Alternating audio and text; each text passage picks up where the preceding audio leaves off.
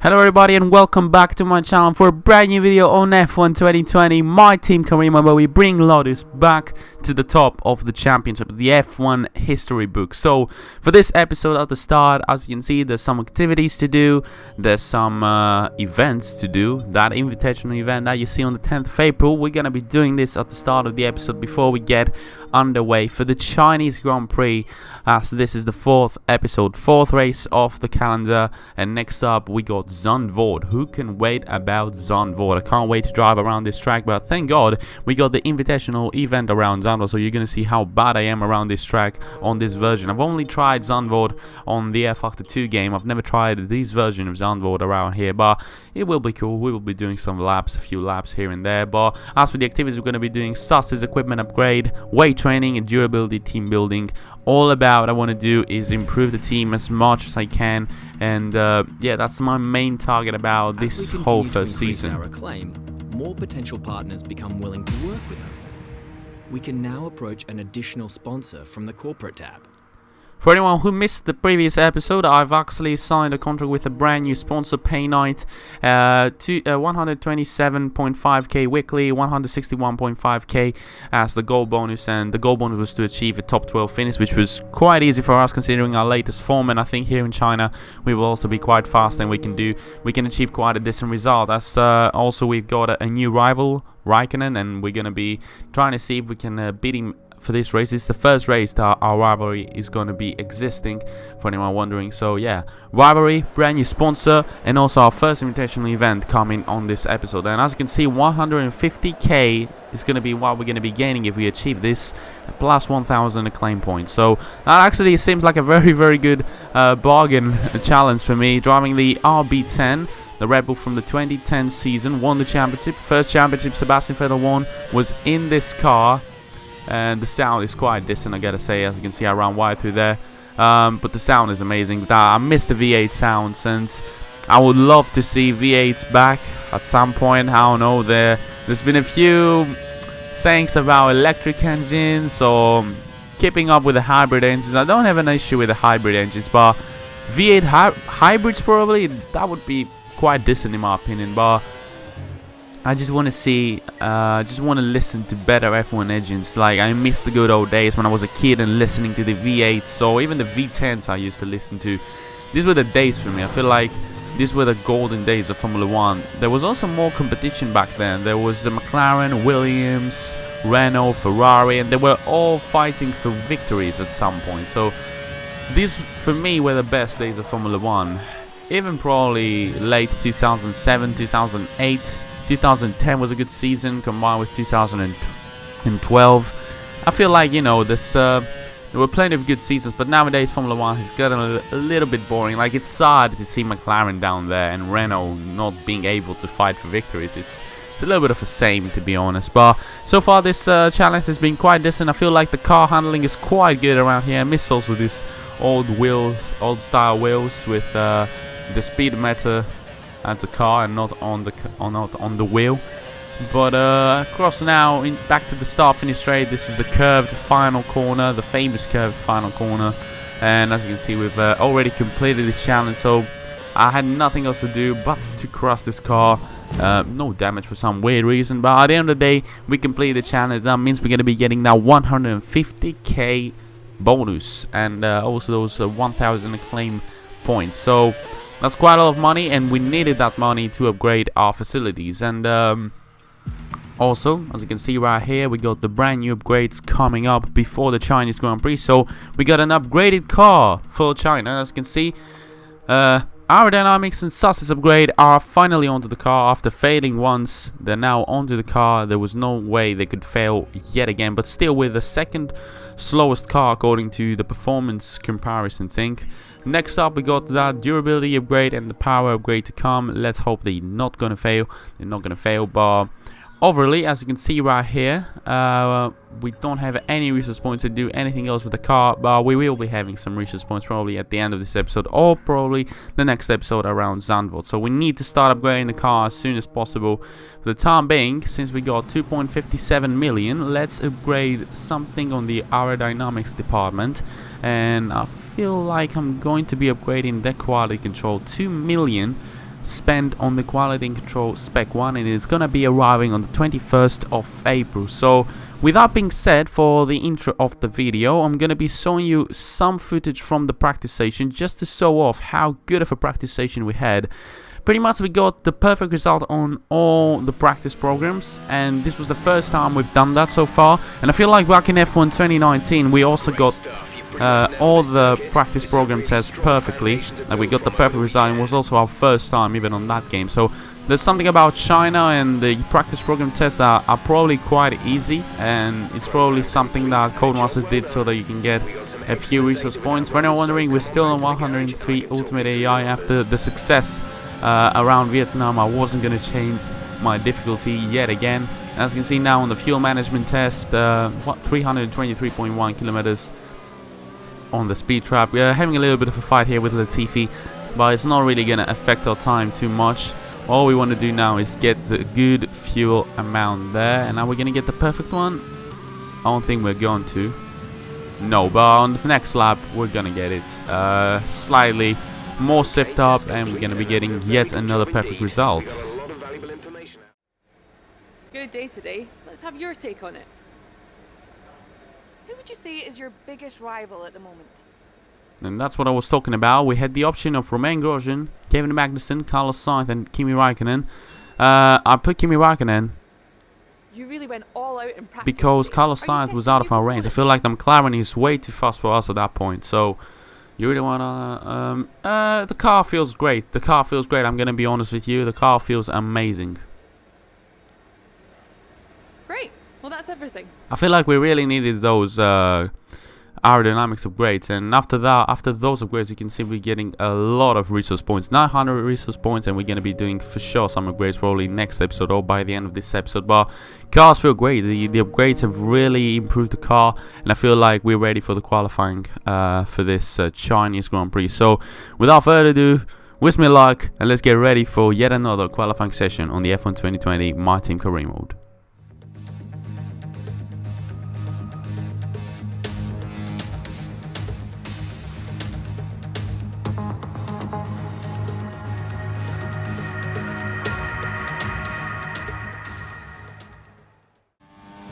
Yet again, before qualifying, the expectations were not high. I was said to be outside of Q2 apparently, but with that slipstream there from George Russell on our second effort on Q1, we're currently sitting on P15, so I was not really secured about my position, and then I set this magnificent lap, that magnificent second lap on Q1 that really helped me secure my position on Q2, and it was quite a decent lap that was going to put us through the Q2. I feel like I'm getting into grips with the car more and more, and it's more about understanding how the car and the handling model works instead of like trying to be as fast as possible. You know, I'm not a really fast driver.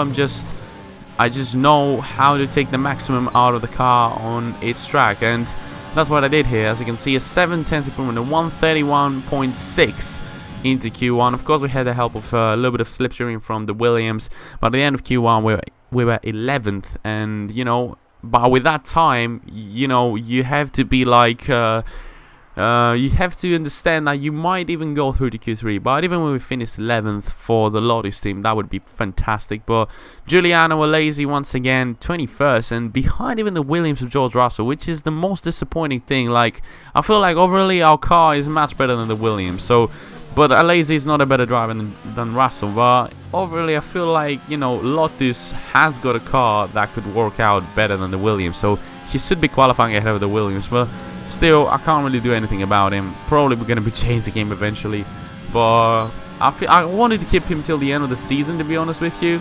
Us with our starting lap there, that was a terrible lap at 132.9, and then Ricciardo came up ahead of us, and he pretty much destroyed my second lap on that set of tires. But then on the fresh set of tires, finally, we started off our best effort so far in Q2. This was my best lap, and that was pretty much the best I could do. There was nothing else I could do. Probably with a few mistakes here and there that cost us a few tenths or so. But overall, I think it was a very decent lap, and yeah, I'm gonna let you enjoy this lap, and yeah.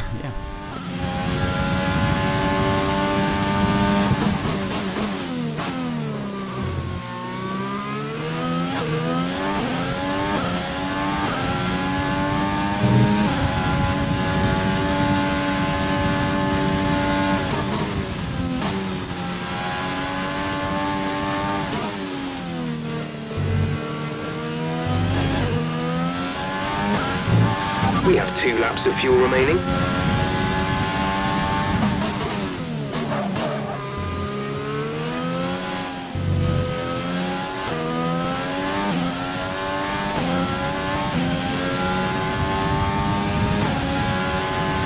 As you can see here, we already had a 9/10 improvement, but the problem was I didn't get a lot of time on the final few corners, and that's why we couldn't set the 1:31.6 that we set on Q number 1.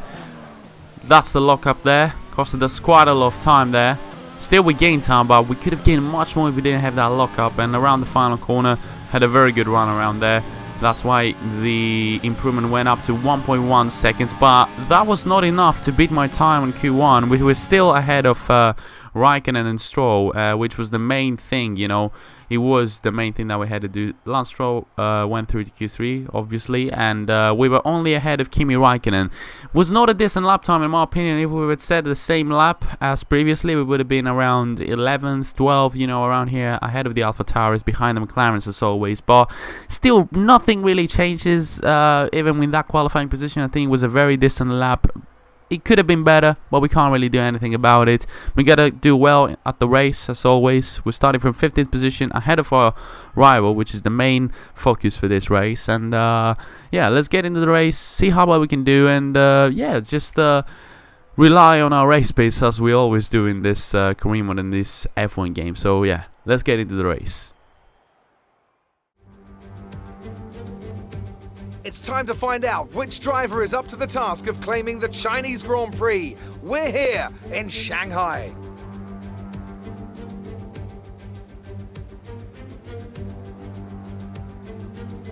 Shanghai International Circuit then, a 16-corner high-speed thrill ride.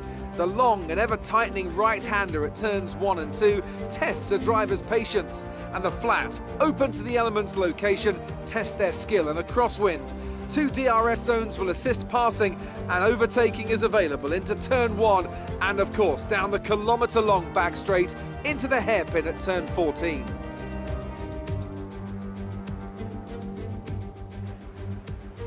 Joining us today to oversee all the thrills and spills, it's Anthony Davidson. And great to see you. How are you feeling about the race today, and how are the circuit conditions from what you've seen? Well, it's looking a bit cold out there, if I'm honest. These tyres have quite a narrow operating window in terms of the temperatures they need to extract the best grip. So with a cold track surface, it's going to be harder to keep those temperatures up, which will lead to lower grip and maybe more mistakes.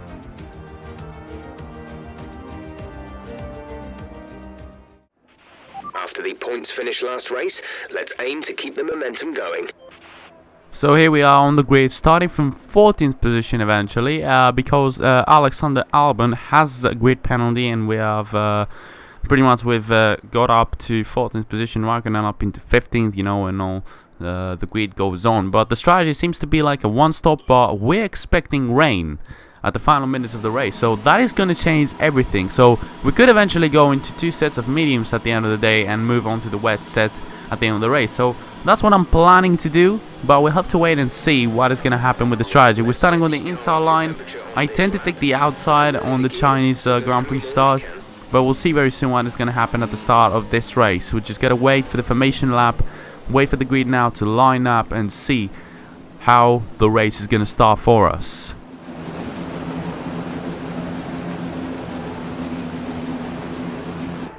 And here we go. Now the lights are up. 3 lights, 4 lights, 5 lights. And it's lights out, and away we go for the Chinese Grand Prix. We get off to a pretty decent start. As you can see, Ocon pretty stalled there at the start for some weird reason. But Albon comes out of nowhere with that soft set of tyres there. And he's trying to go for a move on me. He did complete the move on me. But now I'm going to go around the outside of both Albon, Kvyat, and probably Esteban Ocon. As you can see now, in terms of the inside line, we're going to be getting that position. And we're going to be completing a triple move already into the first lap. And we're going to be now up into P14, I think, P13, something like that. And up the inside of Lando Norris and Pierre Gasly, who are going very slowly into this right-hander there. And that is going to provide me now with the points finishing position already from lap number 1, from P15, P14 actually, up into P10. 4 positions gained into lap 1. And we're already going to be finishing in a position where we're going to be getting points. And now onto the attack on already in lap number 1. Going for the overtake on Sergio Perez. The Mercedes engine is under attack from a Renault-powered engine car. And we're going to be completing the move probably up the inside here. Not a huge dive bomb, very firm move. And up into P9 already on a set of medium tires. That is really working out for us. And now everybody who is now ahead of us is actually on a set of soft tires. So that is really going to be nice for us, as Lando Norris has also completed a move. So the race is between me and Lando. The rest of the cars are going to be pitting probably twice since they start on the set of soft. So the race is really up to our hands and up to our tasks to really provide with the best position pretty much to finish this race. So we just need to keep up with the pace of the front runners at the moment. We may see some rain. ETA is about 15 minutes. So 15 minutes till the rain comes, according to Jeff. So that is very, very important to hear. Because anytime soon, when these guys are going to be pitting, they're probably going to be pitting for a set of mediums or a set of hards. You know, you never know what the strategy is going to be like. So we need to be up to task to compete with the challenge. And I think Carlos Sainz has pitted now on lap number 3 as a round wide. And at the same time, Vettel has pitted. So plenty of cars are pitting for the set of softs. I don't know how this is going to work out for them. I don't know what compound are they going to be putting on. But based on the rain, I feel like I'm going to be going on a one stop, both of the stops. We're going to be pitting for a set of medium. So we're actually very close to Stroll again, as always. Also in Vietnam, our fight was with Stroll. Last time we couldn't overtake Stroll. Can we overtake him this time round? Probably with the strategy we're going to be able to overtake him. But out on track, as you can see there on the top right of your screens, Carlos Sainz, we're on board with Carlos Sainz. And Carlos Sainz is out of the race. And the reason for that is an engine issue for Carlos Sainz. As you can see, he's pulling out there to the exit, and engine issue once again for Carlos Sainz. Very unlucky. He was about to have the best finishing position of his not career, of this career mode so far, because he was actually at the top of the midfield ahead of both Stroll and Ricciardo. So very unfortunate for Carlos Sainz there, but it's gonna work out for us because I think all the front runners, yes, all the front runners are gonna be pitting, including the Mercedes. Not the Mercedes actually start the race on a set of medium, so they got the best strategy available at the moment. We're actually on a podium position. So with the safety car actually out now, which is it's quite decent because the rain is going to come sooner now. And we're also not damaging our tires. So we can actually stay on a set of mediums for as long as possible. Go on another set of mediums and then on a set of wets or intermediates, depending on the rain that is going to come down. So safety car is going to come in on this lap, and we're looking pretty decent. We're looking very, very decent. Third position, and Norris and Gasly are behind us. Norris has a tendency to be faster than us, obviously, being in a McLaren and being a very decent driver. But cold tires are not going to help me out there. We're going to be running wide already into the final corner from the restart, and the tires are not feeling very well already on that first sort of lap. And we're going to be running wide also into turn number 1, and Lando Norris is going to try to take advantage of that. Up the inside of me he goes. Can he complete the move to go up into the podium positions? Now get the inside line, and he's not going to be helped enough by the racing line there to complete that move, and that is going to be me now staying ahead of Lando Norris. Could you go around the outside? Lando Norris trying to go around the outside. This is a fantastic fight between me and Lando once again, like we had in Vietnam. A very good fight between me and Lando Norris, a very fighty driver indeed, and Gasly also behind him, staying very, very close. But for the time being, we are still on third position. Lap number 8, you can see we're still fighting with Lando Norris. Gasly is actually quite close at the same time, but into this corner, as you can see, we got the back straight now, and I was trying to break the slipstreaming from Lando Norris on this time when we're going through this back straight, because he's got the same engine.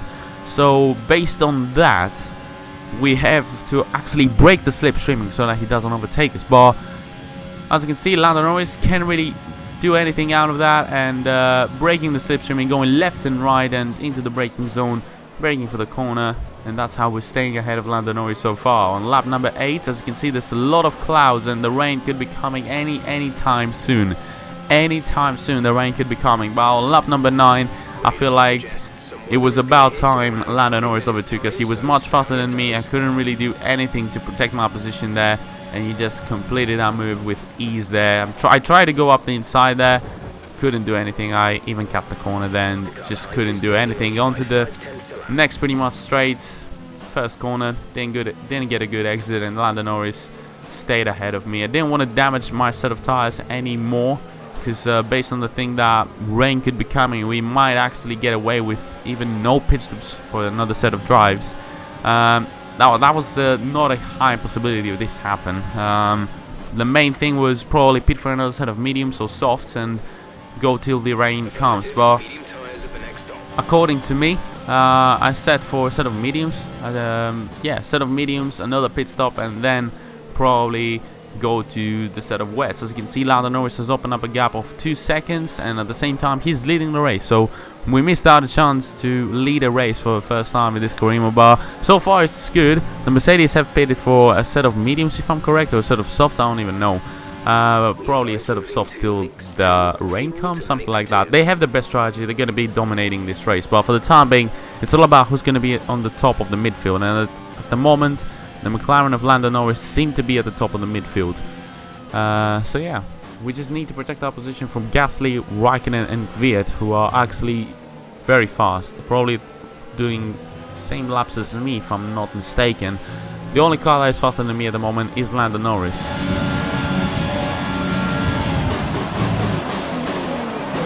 Gasly is going to try and go for a move up the inside there for some weird reason. I was not expecting that, not expecting it at all. He was way at the back. I didn't even see an indicator on my screen there, and all of a sudden I see somebody dive bomb me up the inside there. As our pit window is now open, I'm probably going to be pitting straight away.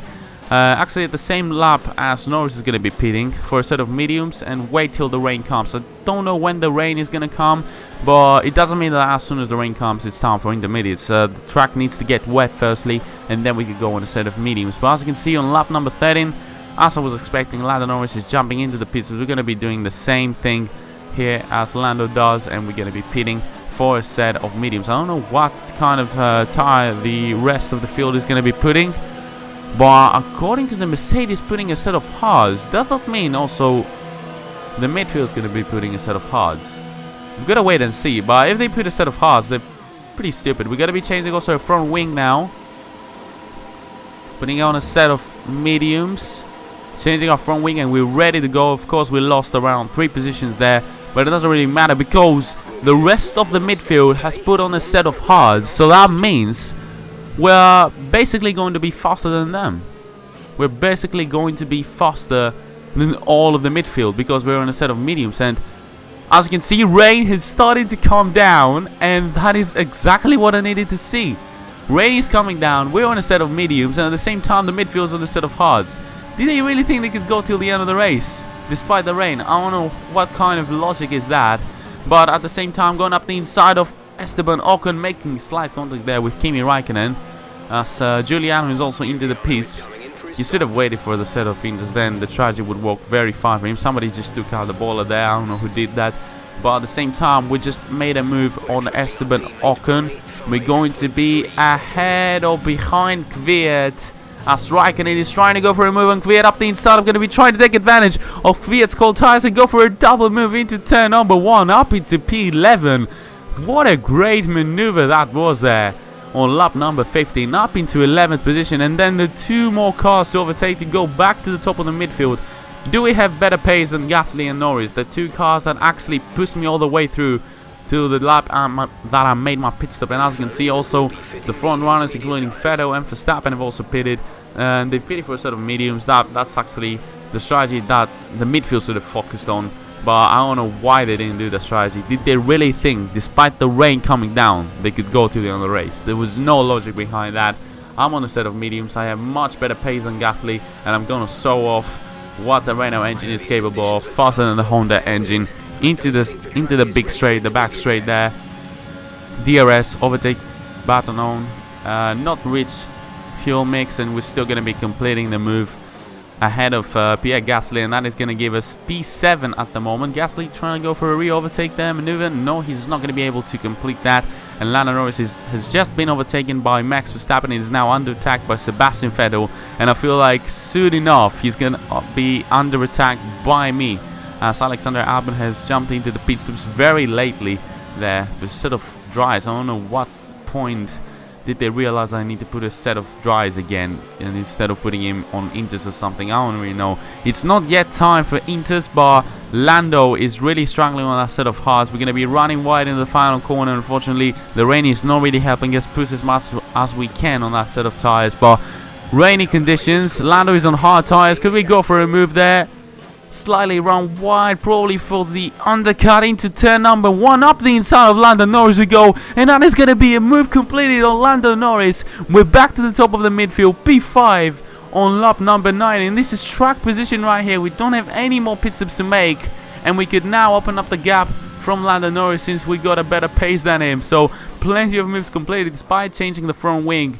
Due to a slight damage we had, we're now back in front of the whole midfield. Of course, we're not going to be able to catch up to the rest of the field like the front runners, but It might be time to come in and change. it might be time to come in and change for Inters, as Jeff has just said.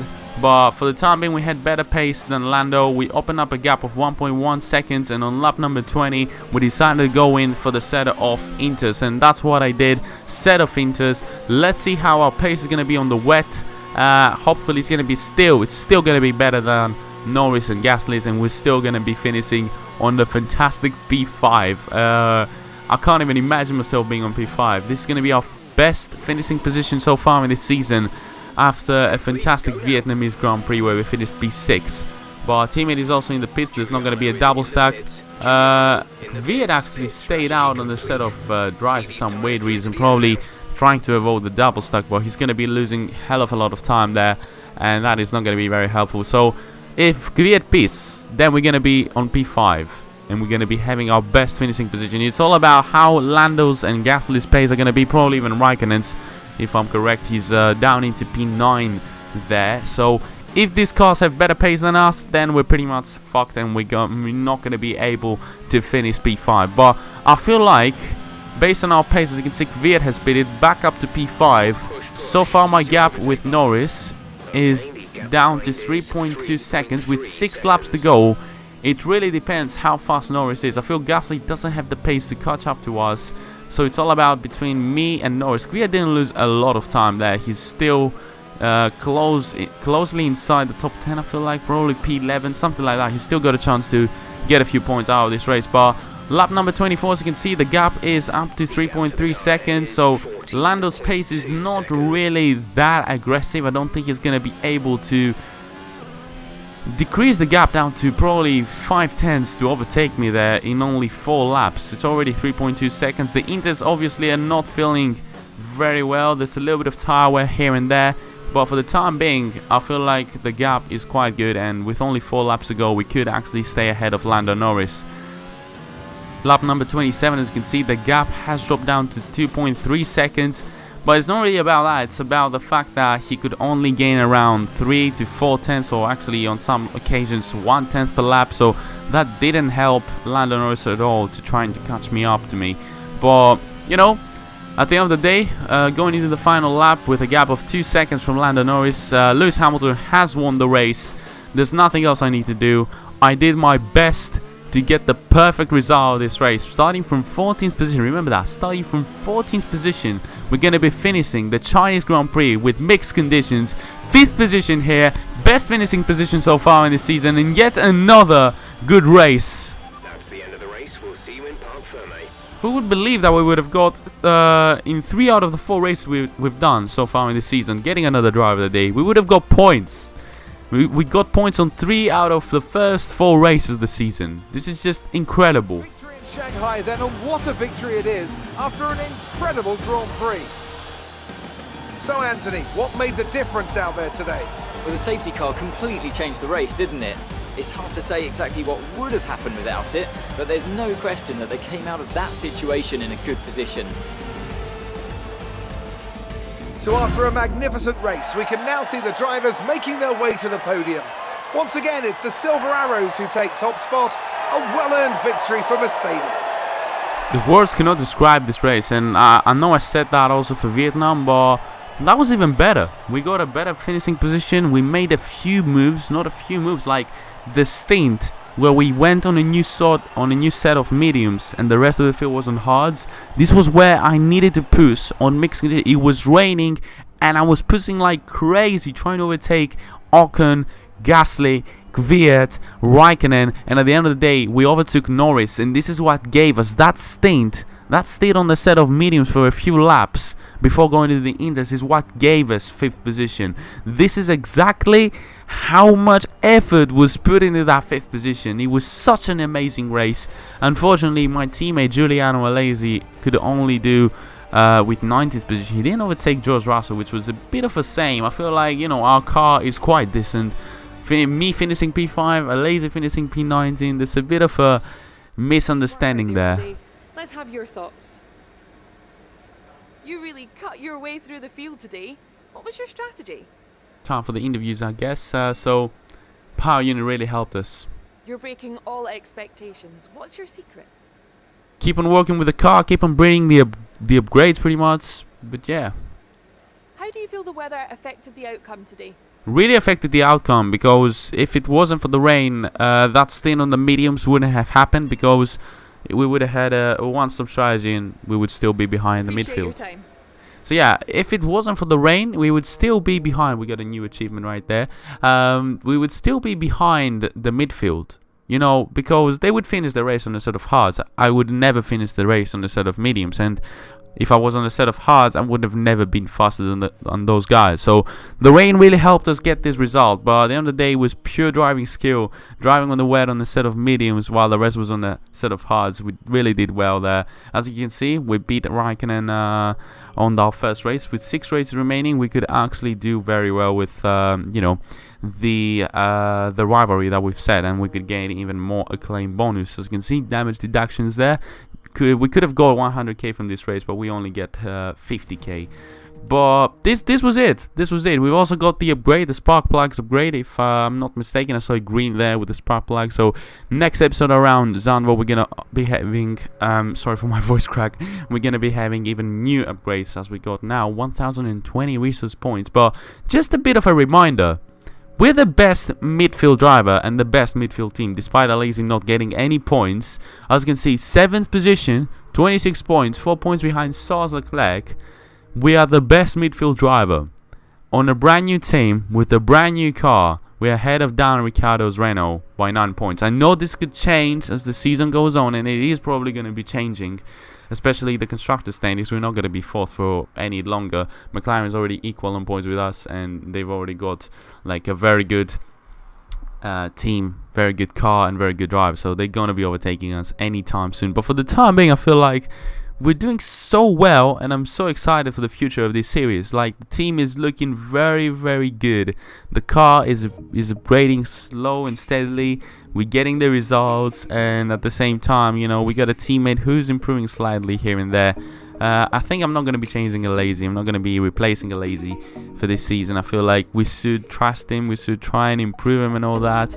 But at the end of the day, we gotta wait and see. It's gonna be, if a decision is made, it's gonna be for the better future of the team. But that's it for today, guys. If you enjoyed, smash the like button. Thank you for the support on this series so far. Keep on supporting if you want to see more F1 2020 My Team career mode videos. But yeah, next video is probably gonna be once again F1 2020 My Team, or probably in a Assetto Corsa Competizione video. We're gonna see that very, very soon. So that's a bit of a surprise for you guys. But until then, guys, I'll see you later. Goodbye.